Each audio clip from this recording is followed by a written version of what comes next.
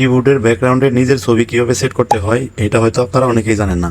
দেখুন আমার এইখানে আমি আমার ফোনের যে কিবোর্ড আছে সেটা ওপেন করেছি, আর ব্যাকগ্রাউন্ডে দেখুন আমার ফটো দেখাচ্ছি। আপনারা চাইলে কিন্তু কিবোর্ডের ব্যাকগ্রাউন্ডে আপনাদের ছবি সেট করতে পারেন।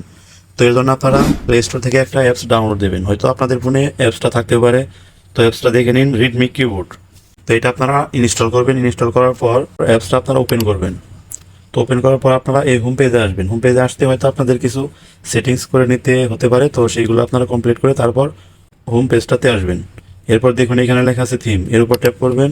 তো দেখুন এইটা কিন্তু বর্তমানে আমার ফোনের থিম হিসেবে আছে। তো এখানে যে নিউ থিম লেখা আছে এর উপর ট্যাপ করবেন। তারপর এখানে দেখতে পাচ্ছেন ব্যাকগ্রাউন্ড ইমেজ, এর উপর ট্যাপ করবেন। এখান থেকে সিলেক্ট করবেন গ্যালারি। তারপর এখান থেকে আপনারা আপনাদের গ্যালারি থেকে একটা ফটো সিলেক্ট করবেন।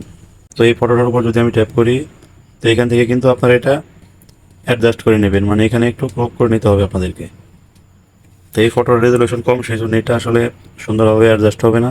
সেক্ষেত্রে আমি পুনরায় অন্য একটা ফটো সিলেক্ট করব। তো এইখান থেকে যদি এই ফটোটা আমি সিলেক্ট করি তাহলে দেখুন এটা কিন্তু বড় করে নেওয়া যাবে। তো যাই হোক, এটা এখান থেকে অ্যাডজাস্ট করার পর উপরে যে ক্রপ লেখা আছে এর উপর ট্যাপ করবেন। তারপর উপরে যে সেভ লেখা আছে এর উপর ট্যাপ করবেন। তারপর এখানে যে সেভ অ্যান্ড অ্যাপ্লাই এর উপর ট্যাপ করবেন। তারপর উভয় মোডের জন্য সেট করুন, এর উপর ট্যাপ করবেন।